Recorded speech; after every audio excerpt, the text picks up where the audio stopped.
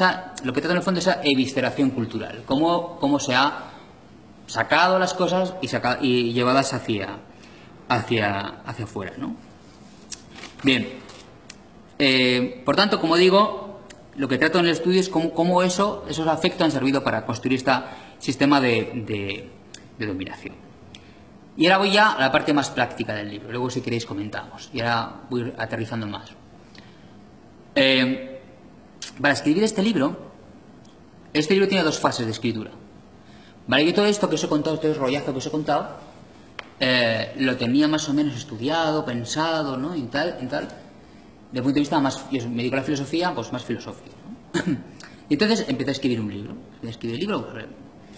A partir de la petición de Acal, de pensar el libro y demás, y empecé a escribir, ¿no? Y cuando tenía medio libro escrito, que si Foucault para acá, que si Derrida para allá, que si Deleuze para aquí, ¿vale? Así, una cosa súper abstracta, súper tal, me di cuenta y digo, vaya coñazo, vaya, esto es más de lo de siempre, ¿no? Entonces, tomé la decisión, sana filosóficamente, pero insana mentalmente, de dedicarme a leer a los otros. Entonces, lo que hice durante año y pico fue dedicarme a leer libros de gestión empresarial, libros de autoayuda empresarial, de recursos humanos, para ver cómo se desarrollaba todo esto. Y no solo eso, que no os recomiendo nunca hacer, sino que me dediqué a ir a cursos y talleres de motivación. Me hice el polizón, como que yo era un emprendedor, y me metí en un montón de cursos motivacionales, del BBV, del Banco Santander, de un montón de ellos, ¿no? Descubrí cosas maravillosas, como por ejemplo uno de recursos humanos me contaba que en el Banco Santander, cuando despedían a la peña, les ofrecían un curso de gestión de las emociones, ¿vale? Y bueno, cosas fascinantes. Entonces me di cuenta de que había un elemento ahí, ¿no? Y cuando me empecé a leer los libros de gestión empresarial, te das cuenta de varios factores. Te das cuenta de que todos dicen exactamente lo mismo, de formas diferentes, pero todos dicen lo mismo, como un mantra, ¿no? Y hay un mantra de fondo fundamental en todas las teorías neoliberales y en toda la gestión empresarial. Y es el hecho siguiente, y es que el sistema es perfecto, ¿vale? El sistema económico, el mercado es perfecto. Entonces lo que tienes que hacer es no cambiar el sistema, porque el sistema es perfecto, sino cambiar tu reacción al sistema. Si estás puteado, si tienes un trabajo de mierda, si tienes que tal, lo que tienes que hacer es trabajarte a ti mismo y verlo de otra forma, ¿no? Es decir, o lo que decíamos también, ¿no? De buscar soluciones individuales a problemas colectivos, ¿no? Es decir, es un elemento fundamental, ¿no? de los libros de autoayuda y de gestión empresarial, ¿no? Y no solo eso, sino también, evidentemente, me empecé a empapar de lo que decían los grandes pensadores de la derecha y los grandes pensadores del neoliberalismo, ¿vale? Porque uno de los grandes problemas también en ocasiones de la izquierda es que yo me encuentro con gente vinculada a la izquierda que te dice que ellos no leen a Hayek ni a Gary Becker porque son fachas. Dicen, vale, pero yo cuando he leído a Gary Becker, cuando ellos leen a Marx, lo leen de puta madre, ¿vale? Tiene unas capacidades, es decir, hay que ver también estos modelos, ¿no? Entonces, me empecé un poco a empapar de todas estas retóricas, ¿no? Leer a Margaret Thatcher y leer a todos para comprender un poco estos procesos. Por ejemplo, cosas que están en el libro que me sirvieron de mucho, por ejemplo, para entender qué es el neoliberalismo, ¿vale? Porque en ocasiones tenemos un gran problema con la expresión neoliberalismo. ¿Qué es el neoliberalismo? ¿Vale? Es decir, yo os animo a que preguntéis si alguien se declara a sí mismo neoliberal. Es muy difícil encontrar que alguien se declare neoliberal. El neoliberal es una palabra que utilizamos los que criticamos al neoliberalismo, pero ellos no hay ninguna persona. ¿Por qué? Porque ellos siguen manteniendo la ficción de que son liberales a los siglos XVIII, ¿vale? Que son liberales a lo Stuart Mill, es decir, que son liberales clásicos, ¿no? La palabra neoliberal no tal, ¿no? Es uno de los factores que te das cuenta, ¿no? Cuando la historia del neoliberalismo es fascinante, la historia del neoliberalismo. La historia del neoliberalismo, que es un poco también lo que estudio en el libro, es una historia cultural, en el fondo, ¿vale? ¿Por qué? El neoliberalismo bueno, podemos situar, yo siempre sitúo tres contextos, tres fechas o tres momentos fundamentales, ¿no? El primer momento es el año 1938, justo antes de la Segunda Guerra Mundial. El año 38 se da lo que se conoce, que igual conocéis, el coloquio Lippmann, ¿no? De Walter Lippmann, en el que se juntan en París sociólogos, economistas y filósofos para preguntarse por lo siguiente, es decir, coño, si el liberalismo era tan guay, ¿por qué ha fracasado? ¿Por qué ha habido totalitarismo? ¿Por qué? ¿Qué está pasando? ¿Por qué si el mercado era tan maravilloso y funcionaba solo, la mano invisible, tal, ¿por qué hay miseria? ¿Por qué hay guerra? O sea, esto no es lógico que esté pasando, ¿no? Entonces lo que se propone es refundar el liberalismo. Pero en ese coloquio se dan cuenta de algo maravilloso. Es la primera vez que aparece la palabra neoliberal. La primera vez que lo utilizan ellos es en ese momento, ¿no? Lo que ha pasado, o lo que ellos piensan, es que evidentemente el problema ha sido que los liberales tradicionales han pensado que el mercado es algo natural, que la gente es por naturaleza competitiva y que la gente es por naturaleza tendente al mercado y que la gente tiende por naturaleza al individualismo, ¿vale? Piensan que es eso. O sea, piensan que los liberales pensaban eso de alguna forma, sintetizando mucho, ¿vale? Mucho más complejo, pero en líneas generales, ¿no? Los neoliberales en el año 38 se dan cuenta, es que igual eso no es así. Igual no es así. Y entonces lo que piensa el neoliberalismo a partir del año 38 es, lo que hay que hacer es darnos cuenta de que el mercado no es natural y hay que producir el mercado. Hay que construir el mercado y darle forma al mercado. ¿Qué necesitamos para eso? El Estado. ¿Vale? Frente a la estadofobia, entre comillas, de los liberales, los neoliberales necesitan el Estado. ¿Y por qué necesitan el Estado? Porque el Estado es necesario ¿para qué? Para regular, para que la cosa funcione. ¿Vale? Entonces la diferencia entre el liberalismo y el neoliberalismo se funda en eso. Que hay una metáfora que yo utilizo en el libro y que luego me he encontrado en un montón de manuales de autoayuda y de gestión empresarial, que es una metáfora maravillosa para entender toda esta movida, que es la metáfora que utiliza Hayek, uno de los grandes popes del neoliberalismo. Hayek, en Camino de Servidumbre, que de verdad recomiendo obviamente porque es un libro, a ver, que Hayek escribía muy bien, un libro fabuloso, para entender el neoliberalismo. Hayek te hace una metáfora vial, para entender, ¿no? Como decir, Hayek piensa, esto es una panda de tontos, y os voy a explicar yo qué es esto. Y dice, imaginemos, ¿qué es el liberalismo? El liberalismo es que cada uno coja el coche y vaya por donde le dé la gana. Si cada uno coge el coche y va por donde le dé la gana, ¿qué pasa? Pues dos cosas, o que nos damos de hostias constantemente, o peor, que nos ponemos de acuerdo y cooperamos para que la cosa funcione. Con lo cual, mal, cooperar mal.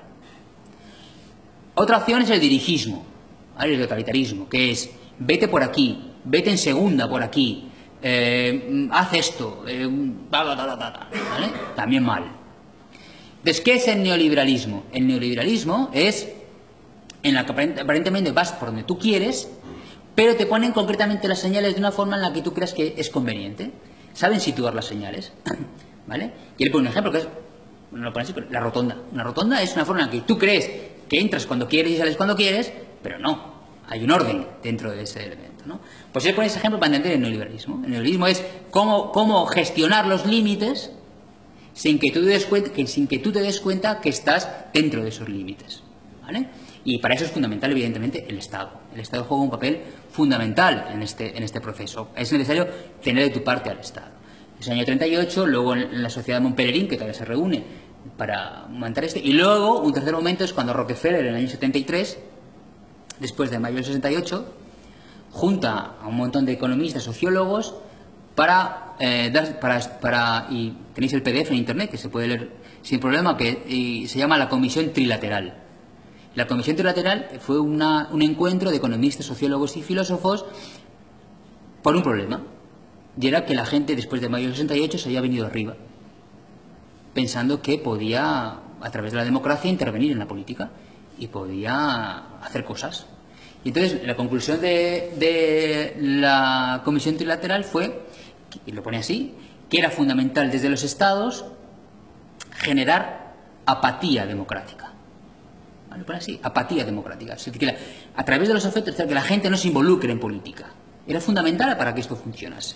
Y esos tres momentos son clave.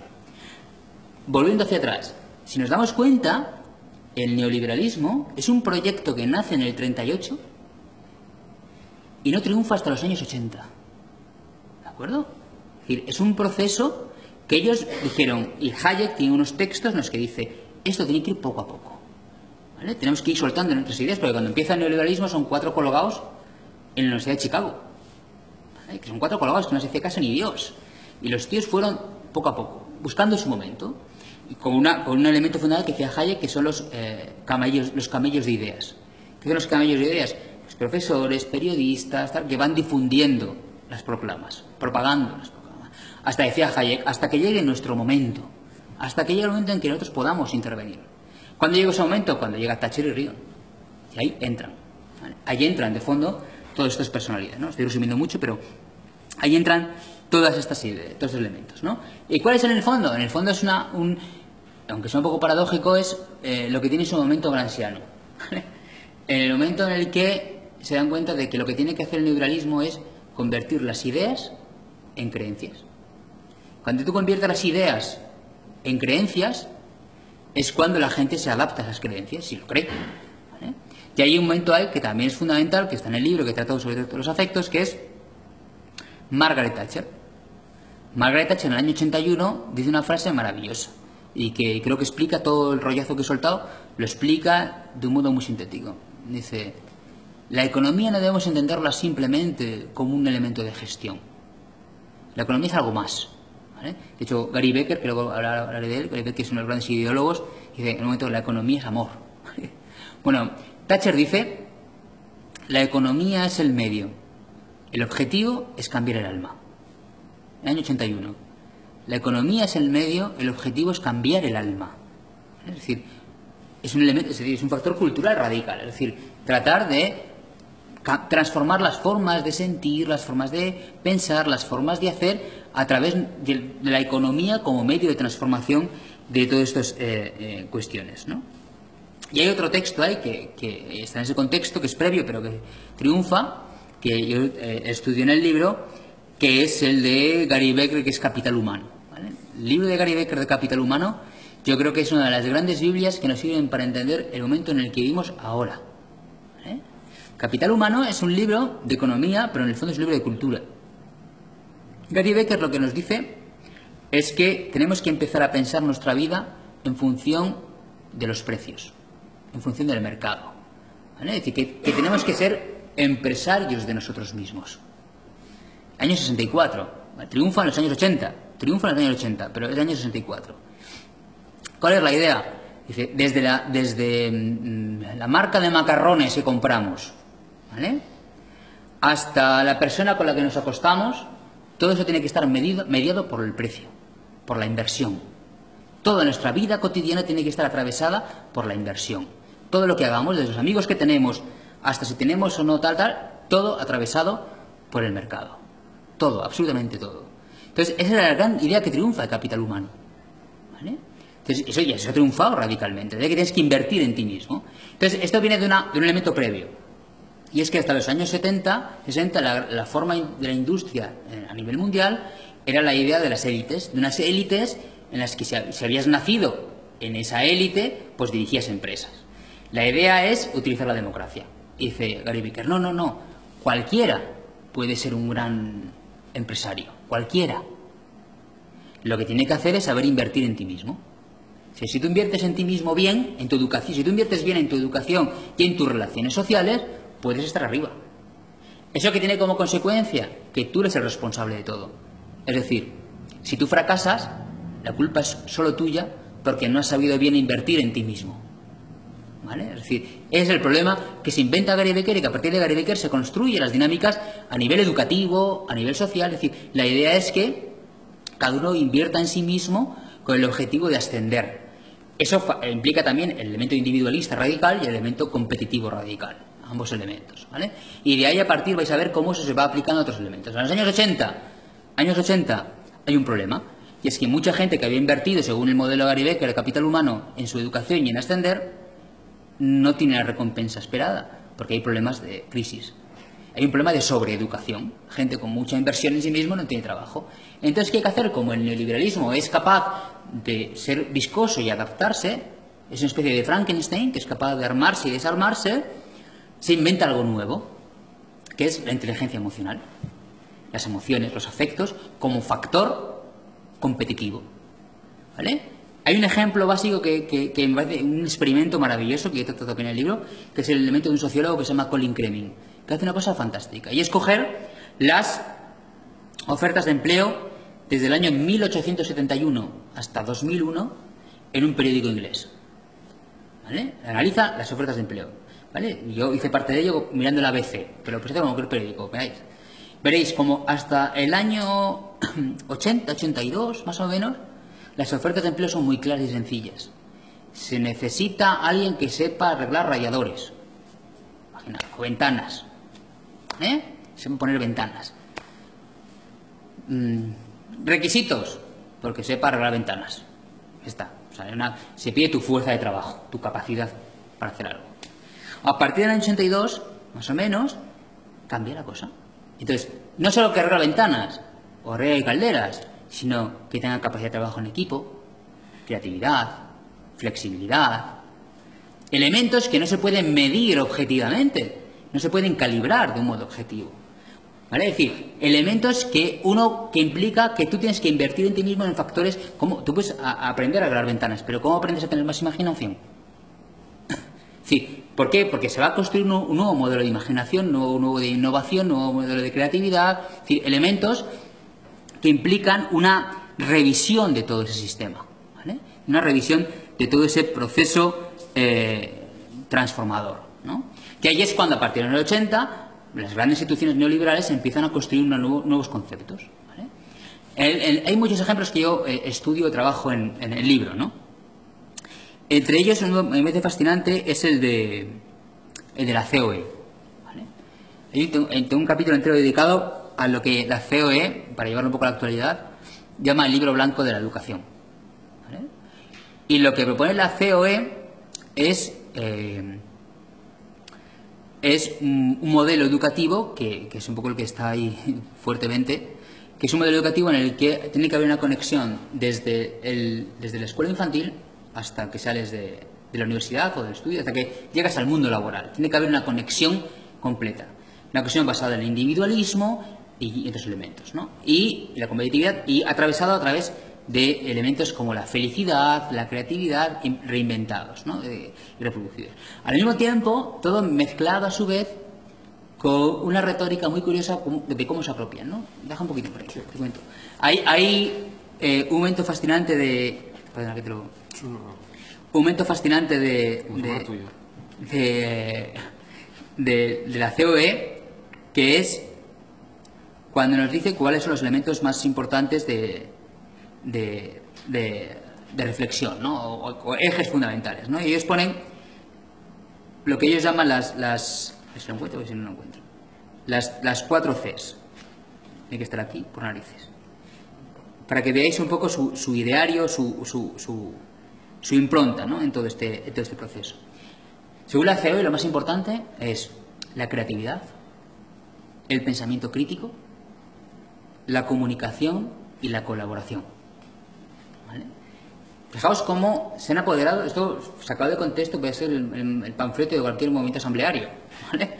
Cómo han cogido esto y lo han transformado radicalmente, ¿no? Porque ellos lo que proponen es que si los empresarios son los que van a dar trabajo, ellos tienen que estar desde la escuela infantil hasta la universidad en los órganos rectores que digan qué asignaturas estudian, cómo se estudian y por qué se estudian. Ellos dicen, con ellos, si nosotros vamos a contratar, pues tenemos que estar ahí tomando decisiones, ¿no? Y aquí hay un elemento práctico que a mí me sirvió mucho para cambiar la óptica de todo esto, y es que en el colegio de mis hijos, que está incluido en un programa de la Fundación Botín de Educación Responsable, súper guay, revolucionaria, súper molona, ¿vale? Una cosa muy divertida es que todos los bancos tienen ahora todo este rollo educativo, ¿no? Es decir, fijaos la falta de moralidad, ¿no? Es decir, los bancos que más desahucian te dicen cómo tienes que educar a tus hijos de un modo revolucionario y guay, ¿no? De hecho, si uno entra en la página web de la Fundación Botín, del Banco Santander, te dice que estamos adocenados por el sistema. ¿Vale? Te lo dicen ellos. Estamos adocenados por el sistema y hay que despertar. Así literalmente te lo dice la Fundación Botín, ¿vale? Esto es un cartel que está pegado en el colegio. Y lo que te dice el cartel es: haz menos suposiciones, prepárate más, juzga menos, respeta más, no te quejes tanto, sé más agradecido, lamentate menos, sonríe más. ¿Vale? Es un poco el mensaje para los niños, ¿no? Y la idea es que, y lo que yo trato de estudiar en el libro es, cómo hay una conexión constante entre la educación infantil y el mundo laboral, cómo tiene una conexión constante y precisa, ¿no? Y ahí Hay muchos estudios, muchos tal, es decir, hay muchos trabajos en los que esas instituciones tratan de hacerlo. ¿No? Yo que estudio uno en concreto, que es el caso, como digo, de la Fundación Botín, que tiene un libro PDF maravilloso firmado por no sé quién de Yale y no sé qué, o una cosa así tal, que se llama De la neurona a la felicidad, ¿no? Y es fascinante ese libro, es fascinante. Fascinante porque dices, madre mía, qué cara dura, o sea, ¿cómo construyen todo esto, ¿no? Ahí tratan de la creatividad y de la felicidad, ¿no? Y te dicen, por ejemplo, la creatividad. ¿Qué es ser creativo?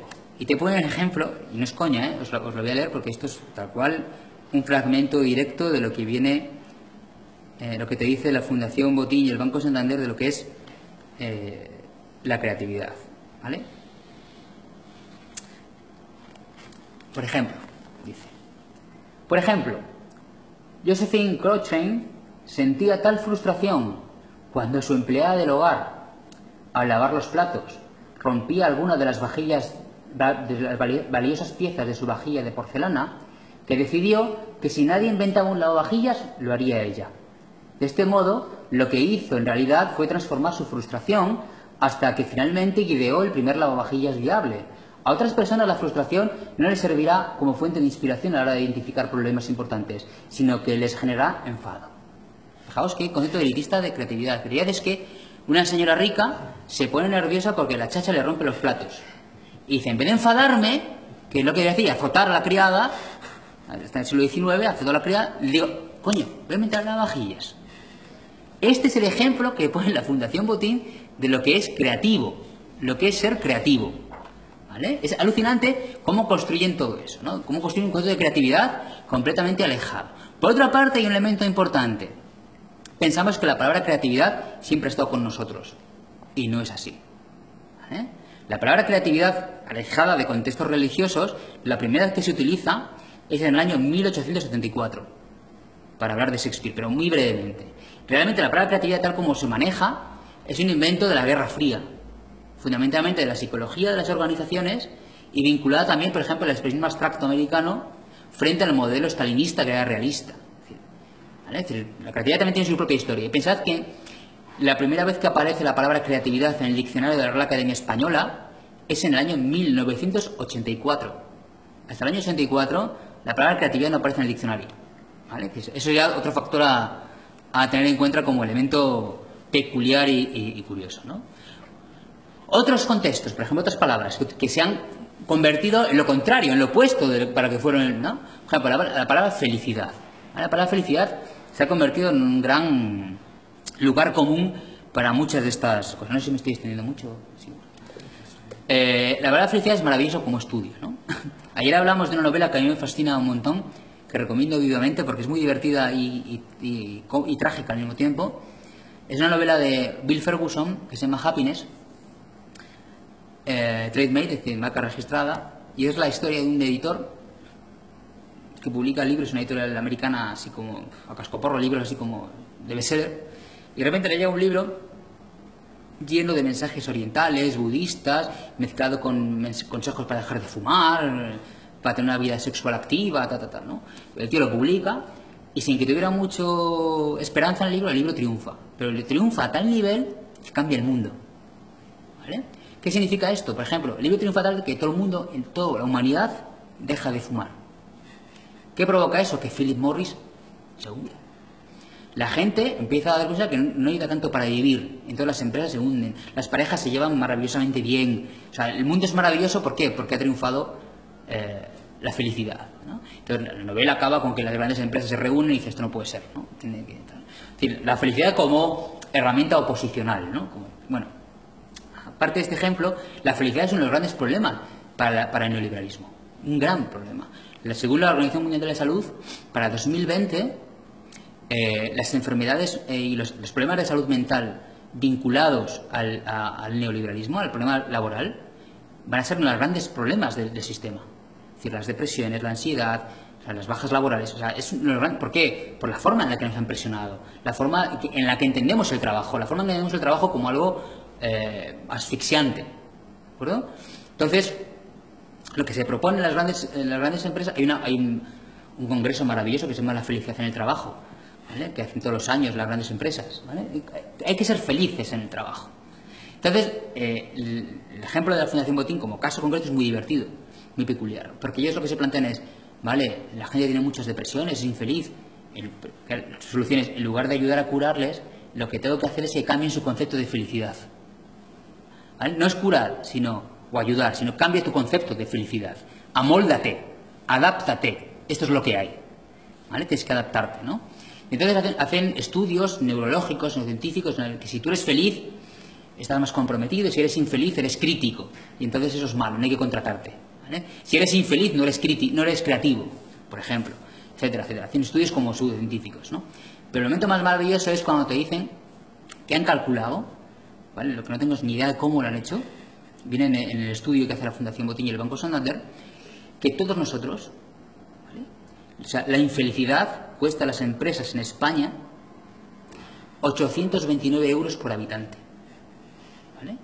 386 millones de euros en Europa, ¿vale? O sea, le cuesta, claro, ¿por qué pensad que hace muy poco tiempo el Foro Económico Mundial, ¿vale?, que es el gran lugar donde se reúnen para tomar decisiones importantes, el tema no fue bonos, estrategias de mercado, el tema fue la felicidad.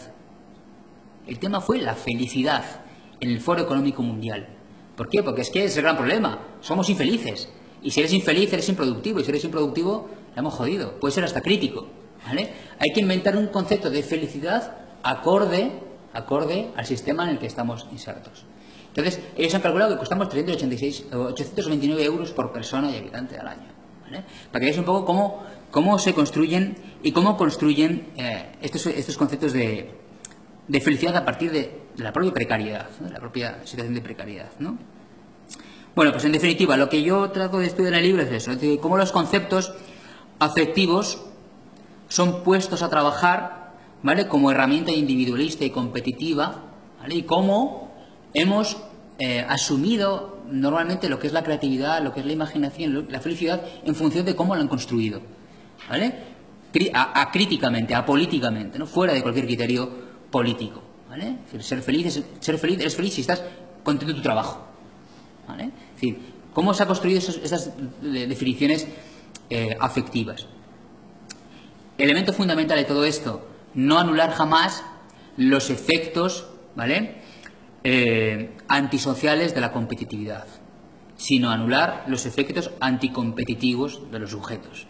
Este es un eje que te encuentran en todos los libros de autoayuda, en todos los cursos, ¿vale? Es decir, anular los efectos anticompetitivos, es decir, estar siempre a favor, ¿vale?, de que la gente compita y eliminar la tendencia a la cooperación, ¿vale? Es un elemento fundamental. En Gary Becker hay un momento maravilloso, muy machista, o sea, el libro es tremendamente machista, ¿no? Porque él dice, ¿por qué va una mujer a la universidad? Para buscar marido. Porque no tiene otra misión. Bueno, también es año 64, pero hay un momento maravilloso que a los neoliberales se les escapa, que son los cuidados. Entonces tienen que inventarse, ¿no? Entonces hay un momento maravilloso de Gary Becker y de muchos neoliberales del capital humano que dicen, ¿por qué tener hijos? O sea, ¿qué sacas de tener un hijo? ¿Qué sacas de levantarte a las 5 de la mañana y cambiar pañales? ¿Qué sacas de ahí? Que sobre todo lo piensan las mujeres, ¿no?, como si fuera solo cosa de la mujer, ¿vale? Pero bueno, ¿qué sacas de tener hijos? Dice, claro, es un gran problema para ellos. Dice, claro, a nivel competitivo es una faena tener hijos. Y dice, claro, no. Lo que hace una mujer cuando tiene hijos, dice Gary Becker y los neoliberales, es una inversión psíquica.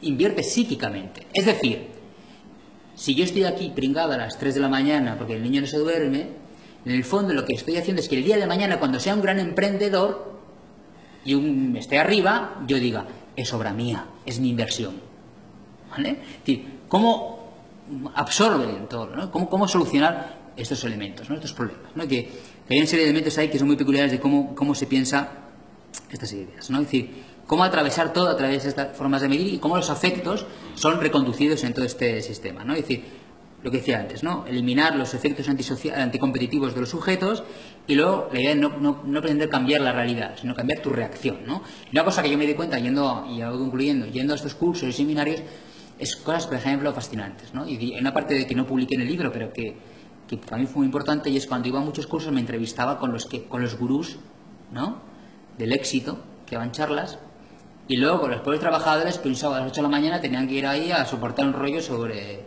creatividad, innovación y compromiso con la empresa, ¿no? Porque una cosa muy divertida es que tú tienes que comprometerse con la empresa, pero tú no vas a reducir los beneficios. ¿No? O sea, compartes la filosofía, pero no compartes beneficios, ¿no?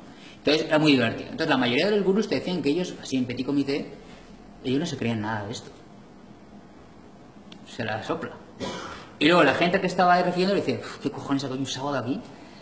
Que me quiero estar en casa. O sea, dices, hay un momento de ficción en el que ni el que lo da, ni el que lo recibe, se lo cree. Y un momento divertido que también comentamos ayer, era cuando estaba en Béjar, ¿vale? En Pueblo Salamanca, en una charla, yo allí haciéndome pasar por emprendedor, y uno dice, un chaval que estaba de tal, dice, bueno, pero si te vienes a dar una charla de éxito, pero, hombre, mucho es, o sea, si, ¿cómo das la charla sobre éxito y estás aquí un sábado en Béjar?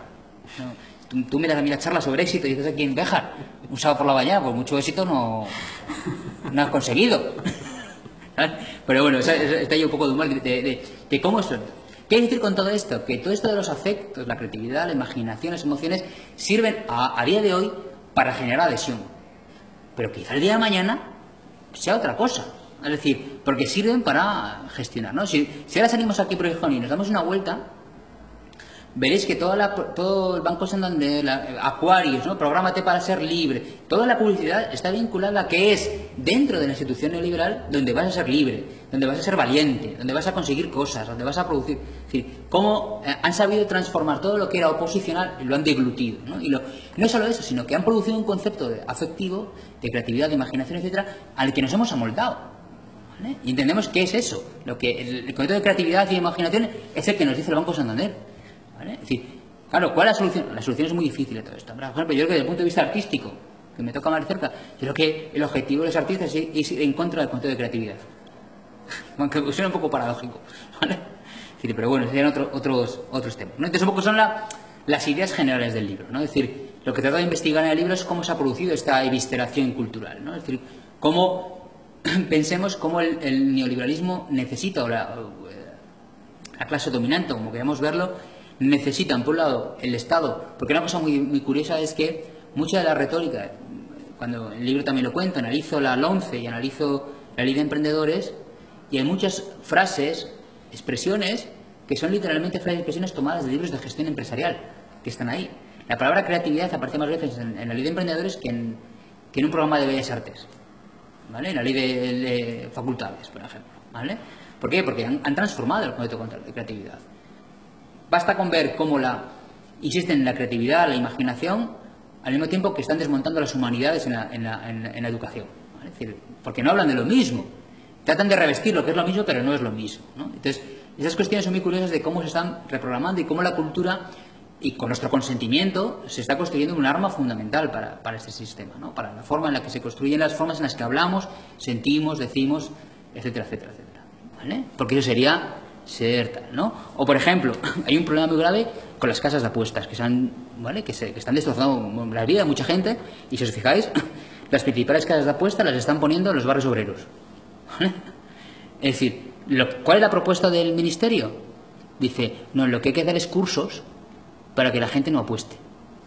Y dice, coño, no es más fácil que no haya, ¿vale? Es decir, es un problema de todo esto, ¿no? Y estoy pensando en otro caso que pone que yo comento en el libro, que lo pone Alain Brossat, que es muy curioso.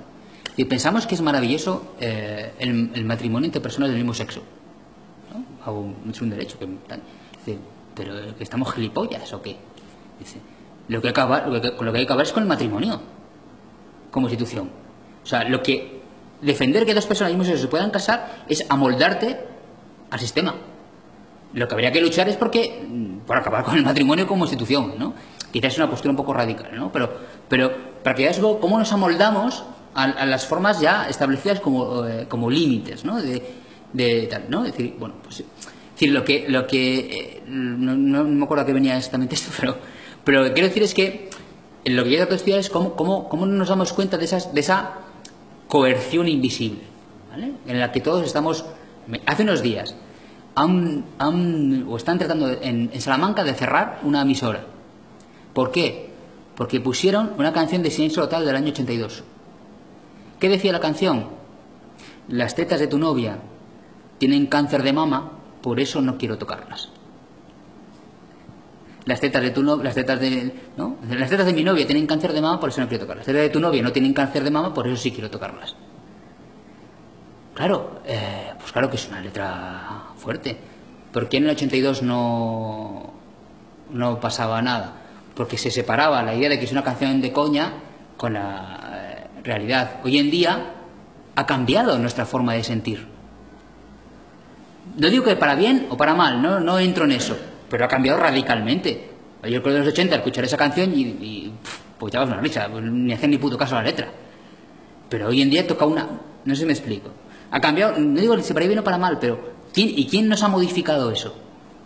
Pues que otra cosa que me encuentro en el libro es que esta política sensible, esa forma que cómo cambian nuestros sentimientos, se ha visto. Es decir, se ve, pero en las cositas pequeñas de la educación, por ejemplo, hay una moda en Estados Unidos que está llegando de aquí, que son las travacaciones, las workation, ¿vale? Que es una teoría según la cual, rodeada de cientificismo, más de 5 días de vacaciones es malo. ¿Por qué? Porque si a los 5 días, según dicen, se producen disonantes cognitivas, y entonces cuando vuelves a trabajar te cuesta mucho reconectar. Entonces lo mejor es que al 5.º día ya empieces a trabajar, aunque sea desde tu casa, empieces a tal, ¿no? En el libro, por ejemplo, cuento otra teoría que es la idea de que lo mejor es, una teoría actual de psicólogos, del coaching y demás, es nunca desconectar del trabajo. Es decir, la gente que va al trabajo leyendo, escuchando música, es gente poco comprometida. Porque ya tienes que ir pensando para la conexión, ¿no? La conexión emocional con el trabajo. Es decir, cómo estos elementos están... O, por ejemplo, dos modas también yanquis. Una es que ya lo de utilizar la palabra motivar es una palabra que está viejuna, que ya no se puede utilizar porque motivar implica cierta pasividad. La palabra que utilizan ahora los coaching y demás de tal es movilizar. Hay que movilizar, ¿no?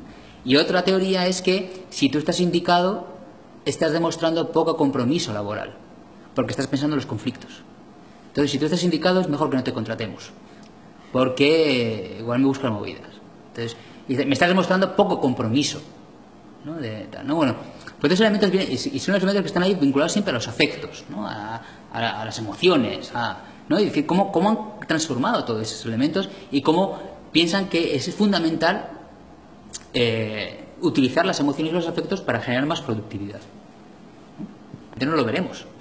Entonces, bueno, el problema que tenemos ahora, en este momento exacto, desde mi punto de vista, es la incapacidad radical para producir un imaginario alternativo.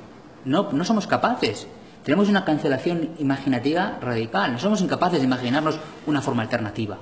Una forma alternativa viable, una forma alternativa real, que implique X, Yo, por lo menos yo, y la gente que conozco, no existe. Sí, te puedes ir al monte y montarte tú con vale, pero eso es en el fondo una alternativa egoísta, por decirlo así, ¿no? Que cada uno puede hacer lo que le da la gana. Me parece una alternativa viable a nivel popular y a nivel general. Tenemos una cancelación que lo único que podemos hacer es operar dentro de lo que hay, operar pequeñas cosas dentro de lo que hay.